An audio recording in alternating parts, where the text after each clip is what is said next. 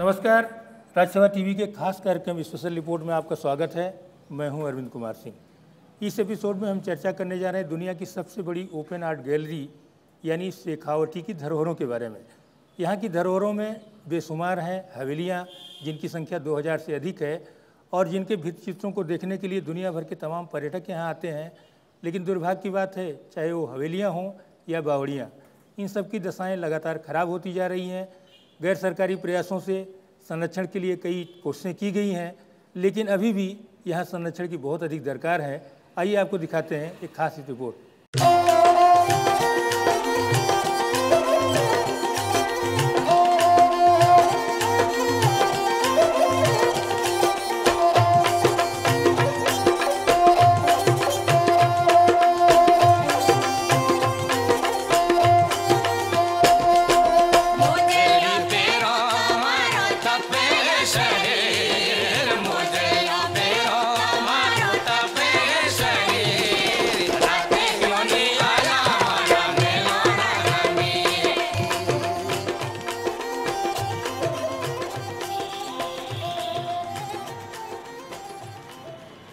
राजस्थान के शेखावाटी इलाके की एक शानदार हवेली कभी रौनक देखने लायक थी,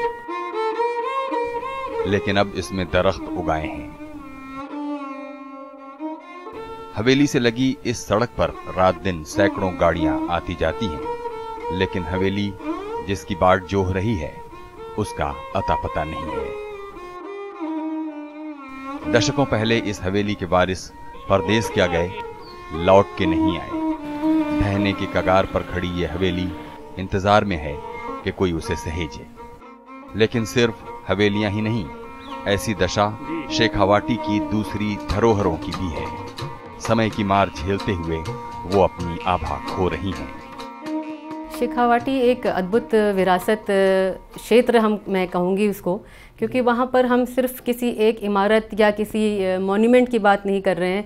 वहाँ पूरे गांव हैं, पूरे शहर हैं, जिनकी अपनी रहन सहन की एक पद्धति रही है। वहाँ की एक कला संस्कृति अलग रूप से रही है। मुख्यतः तो शेखावाटी हवेलियों के लिए ही प्रसिद्ध है, परंतु वहाँ पर बहुत सारी ऐसी चीज़ें हैं, जैसे वहाँ के मंदिर हैं, वहाँ की धर्मशालाएँ हैं, वहाँ के कुएँ हैं, बावड़ियाँ हैं, इवन वहाँ पर बगीचियाँ भी बहुत सारी हैं, जो कि आज बहुत ही बुरी अवस्था में हैं। इन हवेलियों के मालिकों की मनोदशा पर मशहूर रचनाकार तारादत्त निर्विरोध ने लिखा था, छोड़ आया था जिसे मैं मौन, मुझे आंकती होगी वो गुलाबी गंध अब भी खिड़कियों से झांकती होगी। शेखावाटी का मतलब है राव शेखा का बगीचा। इन शानदार धरोहरों का इतिहास सन 1433 में जन्मे और 1488 में दिवंगत हुए राव शेखा से शुरू होता है। झुंझुनू, सीकर और चुरू जिलों के कुछ हिस्सों तक इसका दायरा फैला हुआ है। यहाँ के 20 छोटे बड़े कस्बों में 5000 से भी ज्यादा ऐसी धरोहरें हैं। इन पर बने भित्ति चित्रों की बदौलत ये इलाका दुनिया की सबसे बड़ी ओपन आर्ट गैलरी बन गया है। आज इसका बड़ा केंद्र झुंझुनू जिले का नवलगढ़ कस्बा है, लेकिन इसकी दशा अच्छी नहीं है। नवलगढ़ में कम से कम 160 प्राचीन हवेलियां हैं, जिनको कि अपने फ्रेस्कोड हवेली कहते हैं, और एक बेसिक अट्रैक्शन है गांव का, और जिससे टूरिज्म बढ़ा हुआ है यहाँ पर। और मेन अट्रैक्शन यहाँ पर टूरिस्ट के लिए फ्रेस्कोड हवेलीज है। और मूलभूत सुविधाओं की बहुत भारी कमी है। मूलभूत सुविधाओं से मेरा मतलब है जैसे सड़कें हैं, यूरिनल्स हैं प्रॉपर, छोटी छोटी चीज़ें हैं, गांव की मतलब सिक्योरिटी है, पुलिस का रोल है, बेसिक थिंग्स की बहुत सुविधा में कमी है। ये खाली नवलगढ़ में नहीं, पूरी शेखावाटी में कमी है। ये हवेलियां उस दौर की संपन्नता की कहानी है जब शेखावाटी सिल्क रूट का हिस्सा था। यहाँ के मारवाड़ी कारोबारी चीन और मध्य एशिया तक व्यापार करते थे। सिल्क रूट बंद हुआ तो ये मुंबई, कोलकाता, चेन्नई और पूर्वोत्तर भारत के साथ देश के दूसरे हिस्सों में बिखर गए।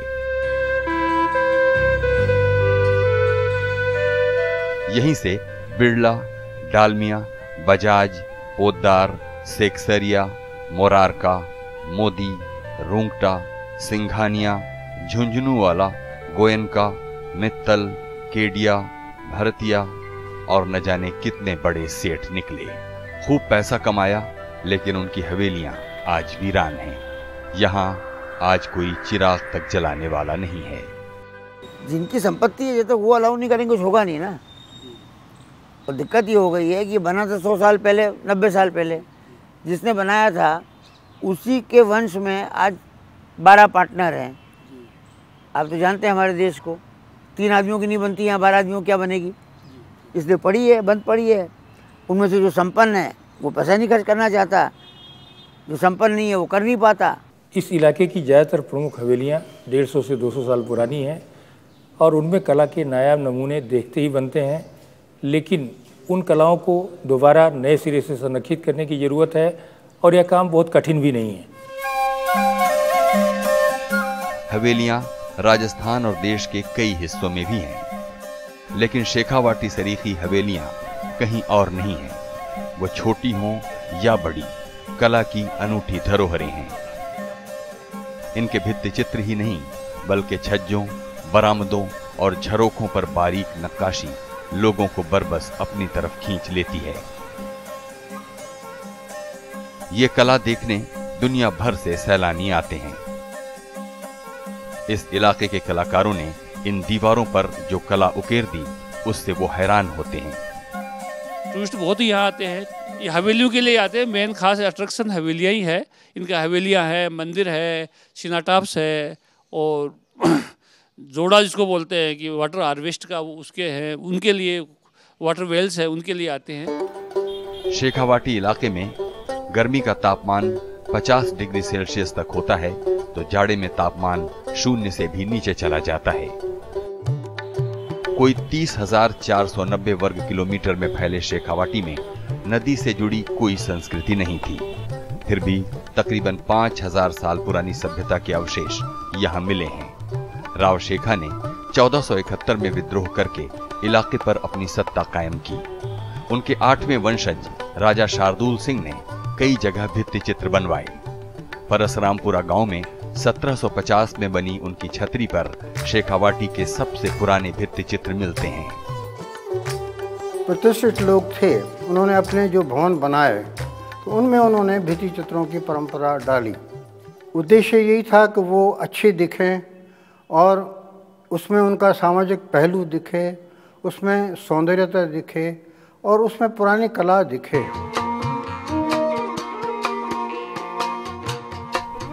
भित्ति चित्रों का अतीत भले राजपूतों के किलों महलों से शुरू हुआ हो, लेकिन उनको विस्तार हवेलियों से मिला। पहले इसके कलाकार जयपुर और बीकानेर के महाराजाओं से जुड़े थे। शेखावाटी में हवेलियों की होड़ मची तो कलाकारों ने यहाँ के लिए कूच किया।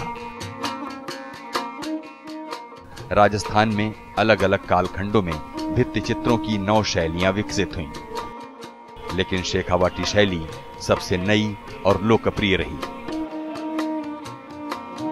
घरों, मंदिरों, छतरियों, कुओं, बावड़ियों, हवेलियों, महलों और गलियों तक में भित्ति चित्रों की अनूठी परंपरा कायम हुई। शुरू में कुछ कला और चित्र जो हैं वो मुख्यतः किलों के अंदर बने, राजाओं ने उनको संरक्षण दिया, परंतु बाद में जैसे धीरे धीरे इस कला का जो है एक चाव लोगों में बढ़ा, तो बहुत सारे जो वहाँ के लोकल लोग थे उन्होंने भी इस कला को सीखा और जो वहाँ के सेठ साहूकार थे, जो देश विदेश से आए लोगों के साथ संपर्क में रहते थे, वहाँ जो उन्होंने देखा सुना, वो सब चाहते थे कि हमारे गाँव के लोग भी उसी चीज़ को देखें, समझें और प्रगति करें। तो कला को एक उस माध्यम से वहाँ देखा गया और उस समय जो भी चीज़ें नई वहाँ पर आई उनको गांव में इस माध्यम से उसका प्रचार किया गया। शेखावाटी के एक खास कालखंड का आईना है ये भित्ति चित्र। 1830 से 1900 का दौर भित्ति चित्र कला का स्वर्ण युग था। शुरुआती भित्ति चित्रों में पौराणिक और धार्मिक आख्यानों की प्रधानता थी। फिर 19वीं सदी में हाथी, घोड़ा, पालकी और आगे रेलगाड़ियों और मोटर कारों ने जगह लेना शुरू कर दी। राजस्थानी महिलाओं के साथ अंग्रेज मेम और देवी देवताओं के साथ ईसा मसीह भी दिखने लगे। पोर्ट्रेट्स जो बनी हुई है, these are imaginations, decorative are also imaginations। उसकी सोच, हमें कलाकारी सोच है, जिसमें बताने के लिए कि हमारे उस समय का लाइफस्टाइल क्या था, उस लाइफस्टाइल को बताने के लिए इन्होंने महाराजा महारानी के बताया गया। नहीं ये किसी वो तो है नहीं आइडेंटिफिकेशन नहीं कौन से महाराजा ये। जैसे ये हमारे पौधार हवेली के अंदर जो है ट्रेन बनी है, आर्टिस्ट को उस वक्त ट्रेन दिखाई गई, जो Bombay to Thane first train चली थी 1853 के अंदर। हवेली 1902 में बनी है, शेखावाटी में ट्रेन 1922 के बाद में आई है। तो आर्टिस्ट ने ट्रेन देखकर यहाँ बनाई, क्योंकि हमें बताने के लिए ट्रेन कैसा होता है। तो पेंटिंग बनाने का तात्पर्य ये है कि यहाँ का लाइफस्टाइल दिखाने के लिए, way of education, support entertainment, मनोरंजन के लिए ये चीज़ें बनाई जाती थी पहले। भित्ति चित्रों पर रीति रिवाज, मांगलिक संस्कार, त्योहार, पशु पक्षी और प्राकृतिक दृश्य अंकित हैं। आजादी के आंदोलन ने जोर पकड़ा तो बाल गंगाधर तिलक, पंडित मदन मोहन मालवीय, गांधी जी और जवाहरलाल नेहरू भी इनका हिस्सा बने। इंसानी कल्पना जितनी उड़ान भर सकती है वो इन पर दिख जाती है। बनाते वक्त शायद कलाकारों को भी ये अंदाजा न रहा होगा कि वो दुनिया की सबसे बड़ी खुली आर्ट गैलरी बना रहे हैं। वो जो मजदूर थे उनको जो मैगजीन मिलती थी उसमें से जो चित्र उनको अच्छा लगता था वो बना देते थे। मालिक लोगों को उसका कोई अंदाज नहीं था। और इंजन का डब्बा बना हुआ है, कहीं जीसस क्राइस्ट बने हुए हैं जी आपकी हवेली में राधा और कृष्ण तो हम लोग की उसमें थी सोच में, पर जीसस क्राइस्ट से क्या मतलब। पर वो कोई अंग्रेज़ों का ज़माना था तो कोई जीसस लगा दिया।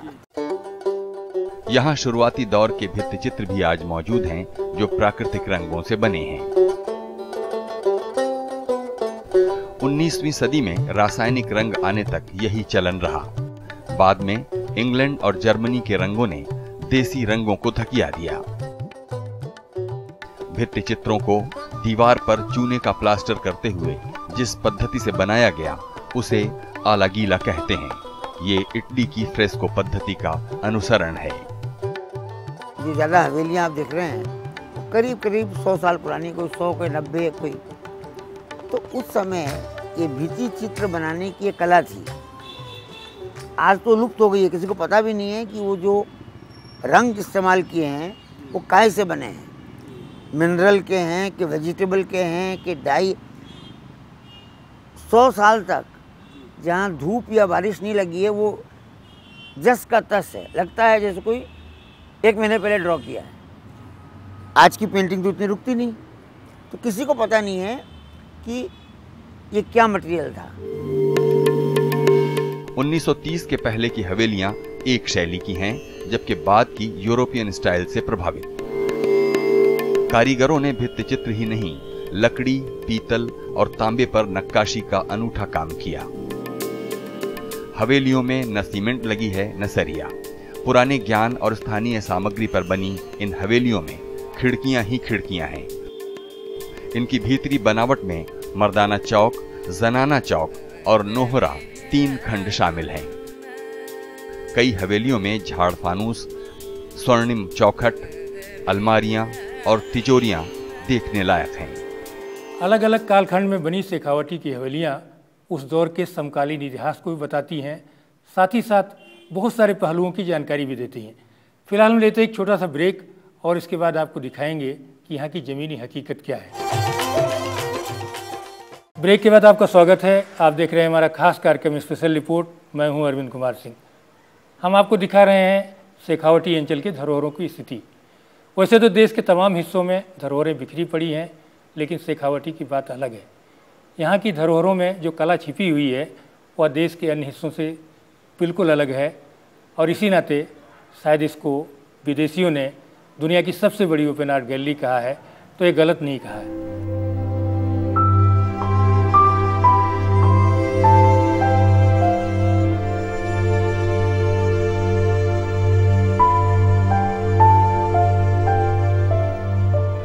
हवेलियों के आसपास जल भराव से उनकी उम्र घट रही है। नमी, धूल और मिट्टी का शिकार होकर कई गिरने की कगार पर हैं। 3-4 दशकों में कई हवेलियां मार्केट कॉम्प्लेक्स और दुकानों में तब्दील हो गईं, तो कई बैंक्वेट हॉल और स्कूलों में। कई हवेलियों में दर्जनों साझेदार हैं। लावारिस हवेलियों में घुसपैठ से हालत खराब है। जुलाई अगस्त में बारिश में पैदा होने वाली सीलन ऐसी हवेलियों को सबसे ज्यादा नुकसान पहुंचाती है। अवेयरनेस जब आएगी, जब जो सेठ मालिक लोग जो कलकत्ता जाके बैठ गए हैं, चेन्नई जाके बैठ गए हैं, बम्बई, वो खुद आके इंटरेस्ट लें तो होगा, नहीं तो इंक्रोचमेंट तो होगा ही, क्योंकि जो चौकीदार है, जो मुनीम है, वो खुद ही इंक्रोच कर लेता है। कई हवेलियों की बेकदरी देखकर लगता है कि यहाँ धरोहरों की भरमार होने के नाते लोगों की निगाह में इनका महत्व नहीं है। नगर पालिकाएं तक कलाकृतियों पर कुछ भी लिख देती हैं। तेल, साबुन और मोबाइल कंपनियों के इश्तिहार भित्ति चित्रों को पोत कर चस्पा हो रहे हैं, फिर राजनेताओं के पोस्टरों को कौन रोक सकता है। कई हवेलियां कूड़ेदान में तब्दील हो गई हैं। आप देखिए कि इतनी अच्छी अच्छी हवेलियां टूट के कमर्शियल कॉम्प्लेक्सेस बन रहे हैं कस्बों में। अब ये ट्रेंड चालू हो गया जो शहरों में था इतने दिन तक, अब कस्बों में चालू हो गया। बढ़िया बढ़िया हवेली को धरोहर करके और उसके ऊपर कॉमर्शियल कॉम्प्लेक्स मॉडर्न बन जाता है, एक सीमेंट कंक्रीट का आर्किटेक्चर इन बिटवीन हो जाता है। सो इस चीज़ को अगर गहराई से देखा जाए तो local collector administration, by collector I mean local administration, department of tourism, whether it is government of India, government of Rajasthan, इनको थोड़ा सा इसके ऊपर जोर रखना चाहिए और इनको पाबंद करना चाहिए ताकि ये इनफ्लो ऑफ टूरिस्ट चालू रहे और लोग और अट्रैक्ट हों। हवेली सरी की हालत किलों और छतरियों की भी है। नवलगढ़, मंडावा, मुकुंदगढ़ और डुंडलोद में शानदार किले हैं। नवलगढ़ किला बिक गया, जबकि मंडावा और डुंडलोद के किले हेरिटेज होटल बन गए।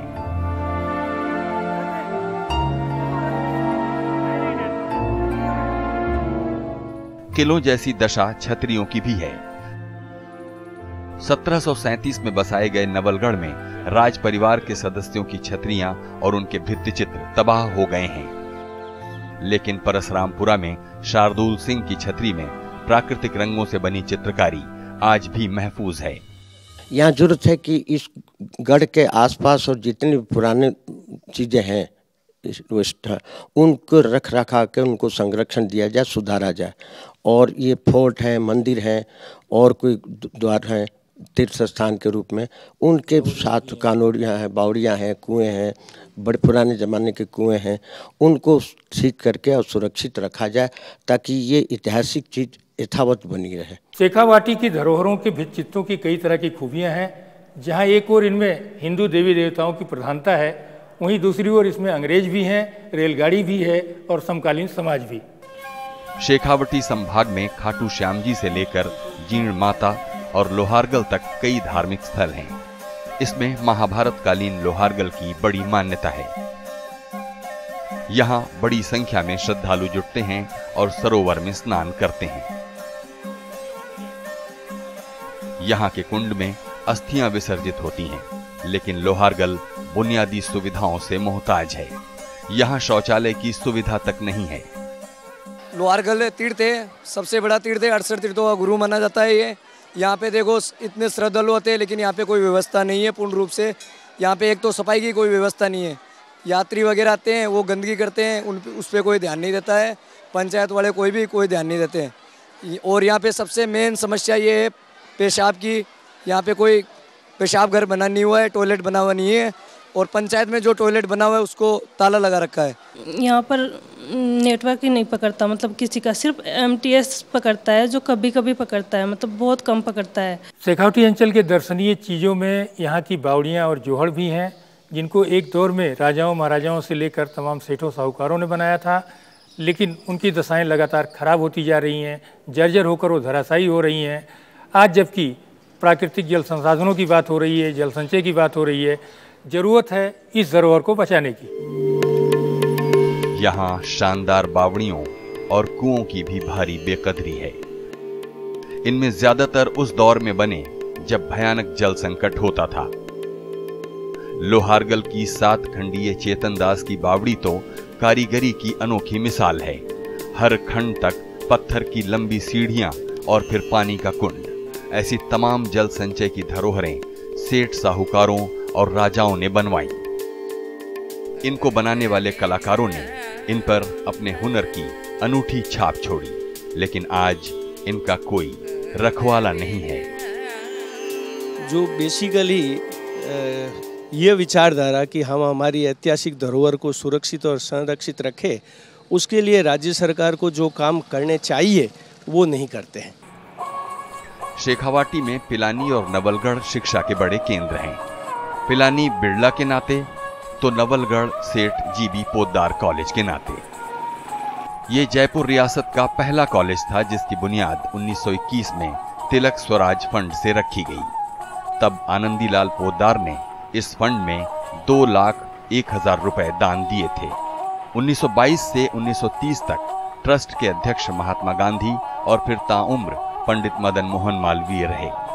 आज ये ट्रस्ट 60 संस्थाएं चला रहा है, जिसमें 40,000 से अधिक छात्र शिक्षा हासिल करते हैं। आनंदीलाल पोद्दार के बेटे डॉक्टर रामनाथ पोद्दार 1952 में राज्यसभा के सदस्य भी बने। आज ये कॉलेज यहाँ आधुनिक शिक्षा का वट वृक्ष है। 1921 में पहले यह ब्रह्मचर्याश्रम शुरू हुआ, उसके बाद फिर कॉलेज की स्थापना हुई।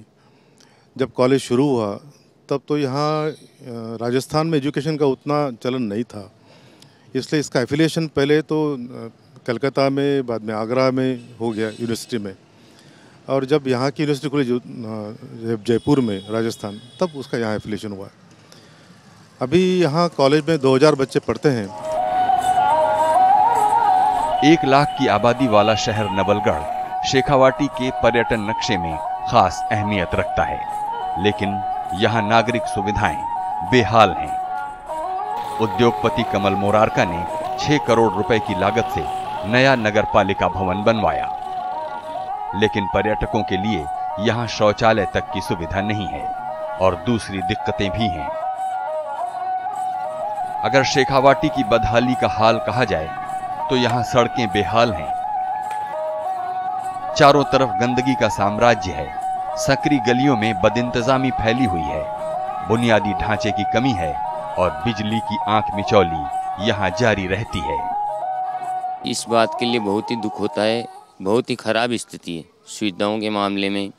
जो बजट राज्य सरकार से, केंद्र सरकार से मिलता है वो बहुत ही कम है, जिससे सुविधाओं का बहुत अभाव है। आज भी आप देखेंगे गलियों में सड़कें नहीं हैं, नालियाँ नहीं हैं, जगह जगह कचरे के ढेर लगे हुए हैं। नगर पालिका, 4th क्लास नगर पालिका इतनी सक्षम नहीं है कि वो अपने संसाधनों से इन सुविधाओं को आगे बढ़ा सके। एक दौर में शेखावाटी की राजधानी कहा जाने वाला मंडावा ढहती हवेलियों का नगर बन गया है। 25,000 की आबादी वाले मंडावा में सड़कों की दशा बेहद खराब है।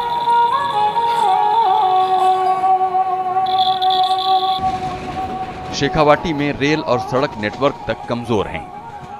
पर्यटकों को जयपुर से अपने प्राइवेट या किराए के वाहनों से आना पड़ता है। जीपें और टेम्पो ही यहाँ की लाइफलाइन है। दिल्ली, आगरा और जयपुर के साथ शेखावाटी को जोड़ दिया जाए तो यहाँ का नक्शा बदल सकता है, मगर ऐसी कोशिश नहीं हुई।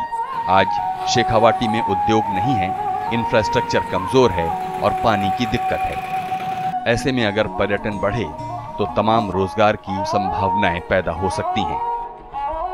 सरकार अगर एक चीज समझ ले और कुछ भी ना करे, अच्छी सड़कें बना दे जिससे कनेक्टिविटी अच्छी हो जाए, तो यहाँ पे टूरिस्ट का अराइवल कई गुना बढ़ जाएगा।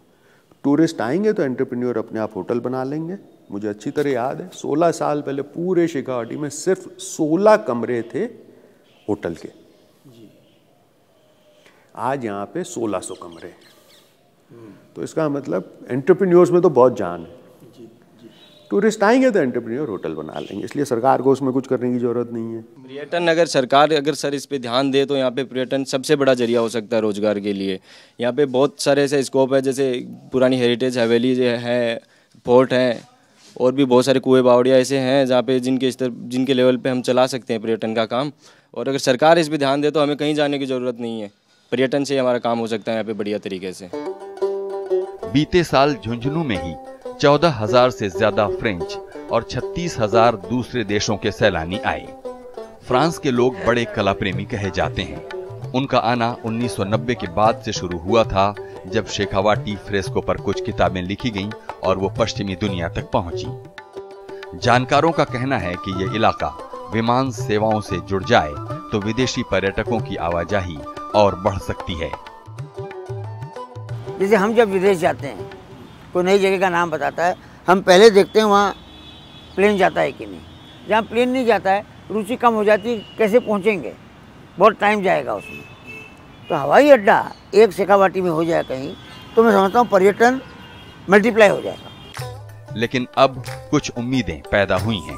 हाल में राजस्थान की मुख्यमंत्री वसुंधरा राजे ने अपने धरोहर संरक्षण कार्यक्रम में शेखावाटी की हवेलियों को भी लिया है। वैसे इस मामले में बड़ा जमीनी काम पूर्व केंद्रीय मंत्री कमल मोरारका ने किया। शुरुआत अपनी मोरारका हवेली से की, जो 114 साल पहले बनी थी। 4 दशकों से ताले में बंद पड़ी इस हवेली का संरक्षण परंपरागत तकनीक से 2004 से हाल तक चला। वो फिर से निखर गई और इसके 700 भित्ति चित्रों को नया जीवन मिला। नवलगढ़ में ही पोद्दार हवेली ने संरक्षण का दूसरा तरीका अपनाकर इसे आधुनिक रंगों से नया रूप रंग दिया। इससे दूसरे हवेली मालिकों को भी प्रेरणा मिली।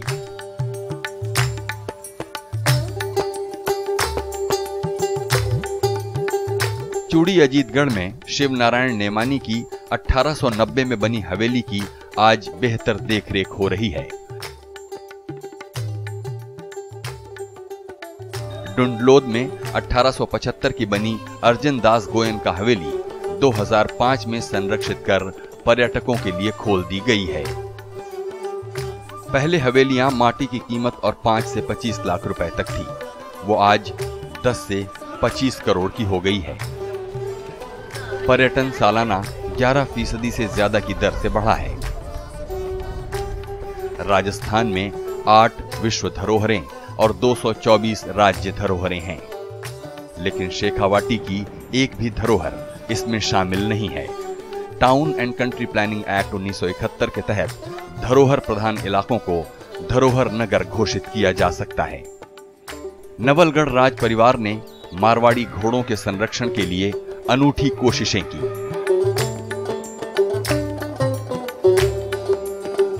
इसे देखने तमाम देसी विदेशी पर्यटक आते हैं। इसी तरह जैविक खेती और ग्रामीण पर्यटन ने भी माहौल थोड़ा बदला। कुल मिलाकर ये कहा जा सकता है कि दुनिया की इस नायाब ओपन एयर आर्ट गैलरी को नए सिरे से बचाने की ज़रूरत है, संरक्षित करने की ज़रूरत है। हम इन धरोहरों को दोबारा बना तो नहीं सकते, लेकिन कम से कम इनको संरक्षित तो कर ही सकते हैं। कैमरन जूनेद के साथ मैं अरविंद कुमार सिंह आपसे इजाज़त लेता हूँ। आगे मिलेंगे किसी और खास कार्यक्रम के साथ, तब तक के लिए धन्यवाद।